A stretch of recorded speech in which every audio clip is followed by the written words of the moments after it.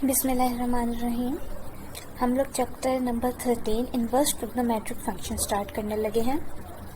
इससे पहले आपने ट्रिग्नोमेट्रिक फंक्शंस पढ़े हैं, sine, cos, tangent, secant, cosecant and cotangent. अब हम देखेंगे कि इन फंक्शंस के इन्वर्स क्या होते हैं।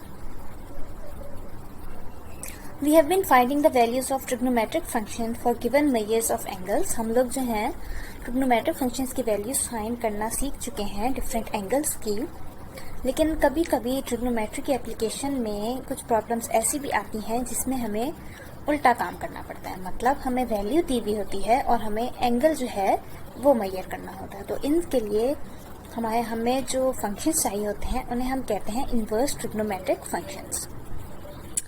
फॉर एग्जाम्पल, सबसे पहले हम लोग देखते हैं कि इन्वर्स साइन फंक्शन क्या होता है। The inverse sine function is defined by y equals to sine inverse x।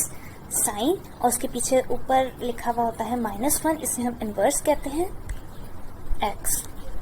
If and only if x equals to sine y। अगर आपके पास हम साइन y निकालें, आंसर x आए, तो हम ये कह सकते हैं कि साइन इन्वर्स x जो है वो y के इक्वल होगा, where y is from -π/2 to π/2। π/2 और -π/2 के बीच में y की वैल्यू होगी और x की वैल्यू जो है वो -1 से 1 के बीच में होगी। Here y is the angle whose sine is x। y वो एंगल है जिसका हम लोग साइन ले लें तो आंसर आएगा x। अब इन्वर्स साइन फंक्शन की डोमेन आपके पास आ रही है -1 to 1, बीच के सारे एलिमेंट्स आ जाएंगे, सारे नंबर्स आ जाएंगे और उसकी रेंज आ रही है -π/2 से π/2। एग्जाम्पल देखते हैं। Find the value of sine inverse √3π/2 और दूसरा आपके पास क्वेश्चन है साइन इनवर्स -1/2।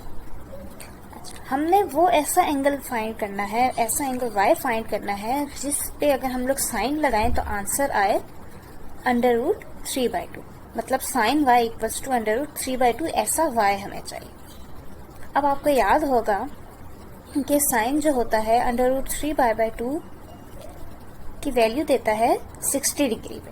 मतलब कि अगर हम रेडियन में लिखें तो y इक्वल्स टू 60 डिग्री π/3, ये आपका आंसर आ जाएगा। इस तरह नेक्स्ट आपके पास क्वेश्चन है, हमने वो वाली वैल्यू फाइंड करनी है y की जिसपे साइन का आंसर -1/2 आता हो।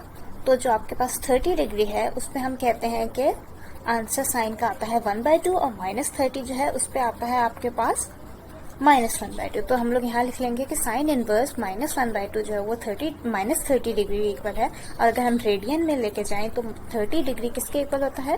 π/6। तो -30 डिग्री आपके पास इक्वल हो जाएगा -π/6 के।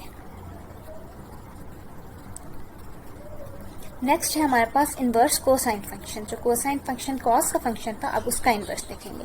The inverse cosine function is defined by y equals to cos inverse x। y equal होगा कॉस इनवर्स x का इफ एंड ओनली इफ अगर आपके पास x इक्वल होगा कॉस y के।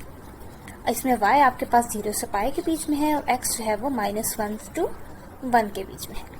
y आपके पास वो एंगल है जिसका हम कॉस लें तो आंसर आए x। यहाँ आप देख सकते हैं कि y का हमने कॉस लिया तो आंसर आ रहा है x। तो इसीलिए हमने कहा कि y इक्वल है कॉस इनवर्स x के। ये कॉस जो है वो x की साइड पे चला जाएगा तो फिर वो कॉस इनवर्स हो जाएगा। इस तरह याद रख सकते हैं हम लोग। The domain of the function is y cos inverse x। का फंक्शन की डोमेन आपके पास है -1 to 1 और रेंज है 0 to π।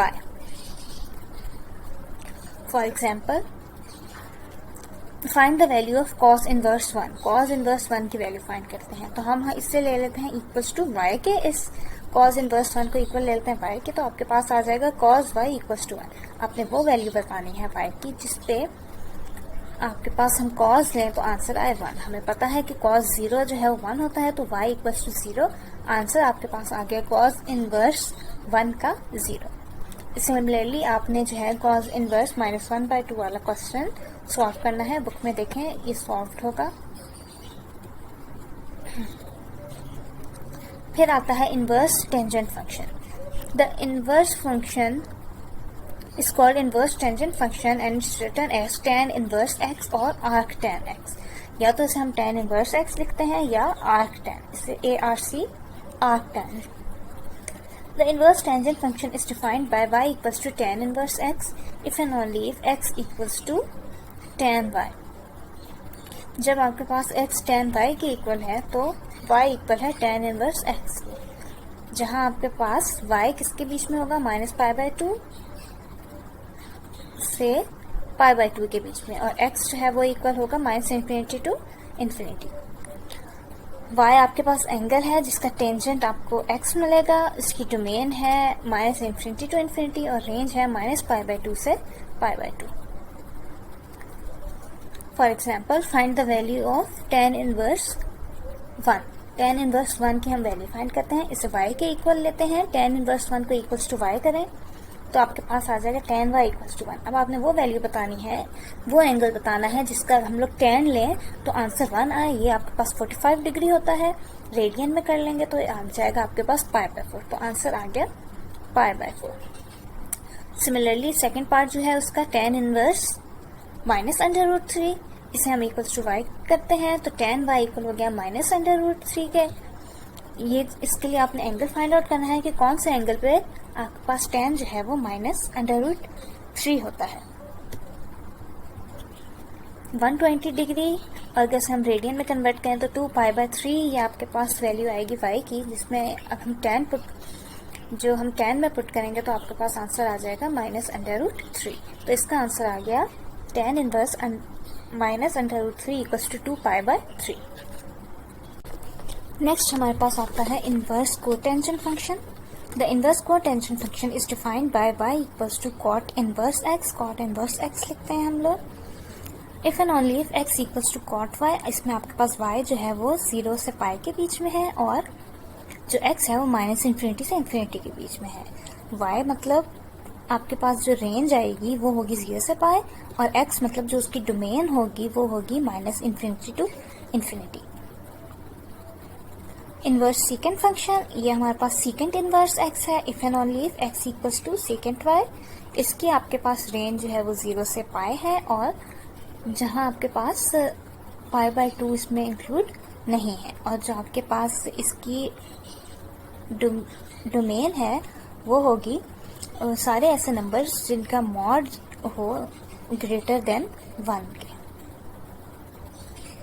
इसी तरह कोसेकेंट फंक्शन है, ये इक्वल होगा कोसेकेंट इनवर्स x और इसमें आपके पास y जो है वो बीच में होगा -π/2 से π/2 के, और जहां π आपके पास इज नॉट इक्वल्स टू 0 है and x mod of x is greater than equals to 1, मतलब इसकी डोमेन जो है वो सारे नंबर्स होंगे जिनका मॉड आपके पास ग्रेटर हो 1 से। ये टेबल दिया हुआ है फंक्शंस, उनकी डोमेन और रेंज। साइन x की आपको पता है डोमेन -π/2 से π/2 और इसकी रेंज है -1 to 1। मतलब आप लोग जो है कोई भी इसमें से वैल्यूज डालें -π/2 से π/2 में तो आंसर जो है वो -1 से 1 के बीच में रहेगा। अब आप ये देख सकते हैं कि जो आपके पास डोमेन होती है फंक्शन की वो रेंज बन जाती है उसके इनवर्स की। मतलब साइन इनवर्स x की रेंज क्या है, -π/2 से π/2। देखें ये दोनों आपके पास सेम होंगी। इसी तरह क्योंकि आपके पास रेंज थी साइन की -1 to 1 तो अब ये उसकी बन जाएगी डोमेन साइन इनवर्स x की, इसमें आपके पास बन गई -1 to 1। फिर कॉस एंड कॉस इनवर्स आ रहा है, कॉस की डोमेन है 0 से π और रेंज है -1 to 1, इसलिए आपके पास कॉस इनवर्स की डोमेन जो है वो -1 to 1 बन जाएगी और रेंज जो है वो 0 to π बन जाएगी। tan की आपके पास डोमेन होती है -π/2 से π/2 और उसकी रेंज होती है -∞ टू इन्फिनिटी, मतलब पूरा ही आपके पास रियल नंबर्स का सेट। तो आपके पास जब tan इनवर्स पे हम लोग आएंगे तो हो जाएगी उसकी -∞ टू इन्फिनिटी डोमेन एंड -π/2 से π/2 उसकी रेंज। कॉट को देखते हैं तो 0 to π डोमेन है और -∞ to इन्फिनिटी मतलब होल आर सेट जो है उसकी रेंज है।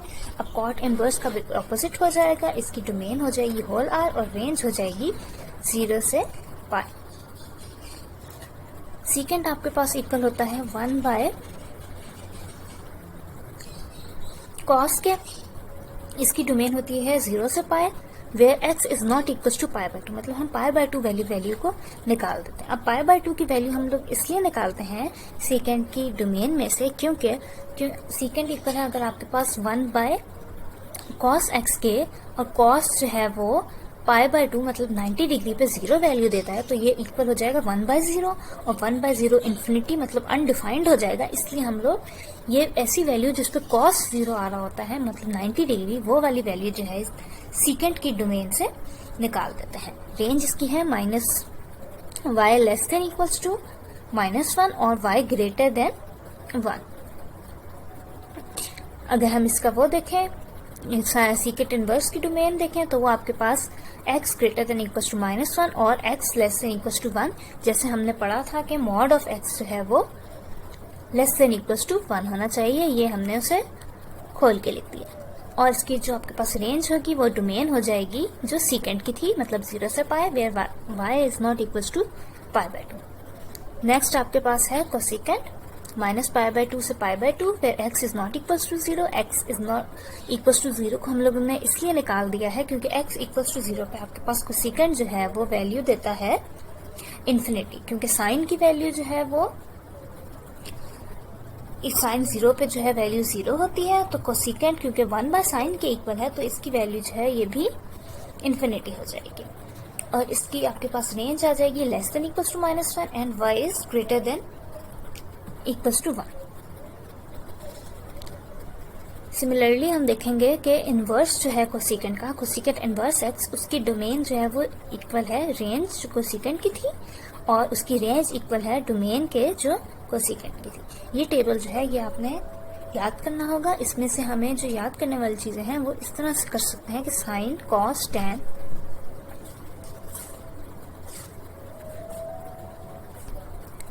कॉट, सीकेंट एंड कोसिकेंट वाली जो टेबल है उसे याद कर लें, और जो उसका इन्वर्स है वो इक्वल हो जाएगा बाकी इनके इन्वर्स फंक्शंस के।